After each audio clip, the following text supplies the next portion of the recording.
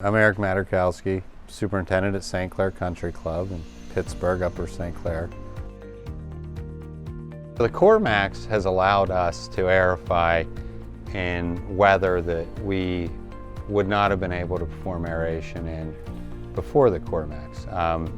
We typically get days in late March or early April for our spring aeration, and we have time in late August for the fall aeration.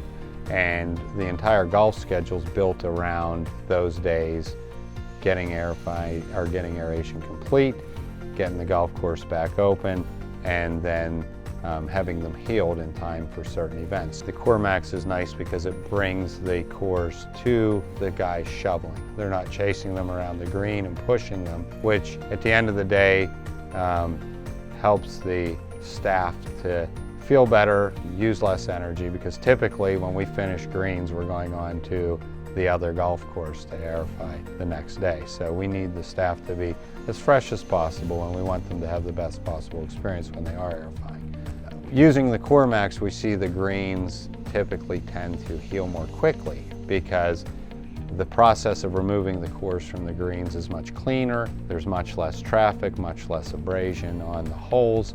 It's a healthier process. So we see a better recovery because the greens aren't getting beat up. The surfaces aren't getting beat up as part of the process of removing the course. Using the CoreMax, we are able to get the material we want out of the greens, and we're allowed to get the sand we want into the greens. We're not seeing the contamination of the soil that's left on the surface with other methods of aeration. So the plug comes out, it goes on the mat, it never touches the surface, and we come in behind and we top dress, and we're moving clean, pure sand into the holes, not sand that's been mixed with some of the fines and the contaminants that we've pulled up through the aeration process. And again, the holes are open, the holes take the sand very well.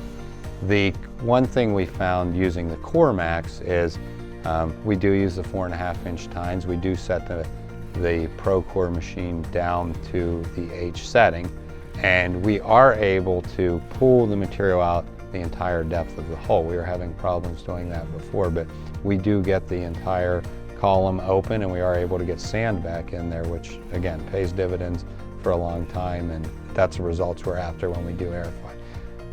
Using the CoreMax, we've had the best results of our core aeration process that I've seen.